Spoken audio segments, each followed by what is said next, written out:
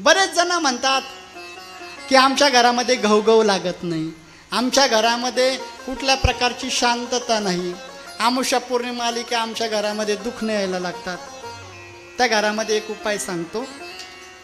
आपले जे पाय पुसणे असते ना, पाय पुसणं, त्याच्या खाली खडे मीठ असतं ना, खडे मीठ, ते 5-6 खडे टाकायचे, रोज टाकायचे. दुसऱ्या दिवशी झाडून काढले तरी चालतील, रोज बदलायचे. मीठ काय करतं? आपल्या जीवनामध्ये मीठ खायच्याच कामाचं नसतं. त्याचे फार असे सुंदर सुंदर उपाय आपल्या जीवनामध्ये जर अंगीकार केले तर.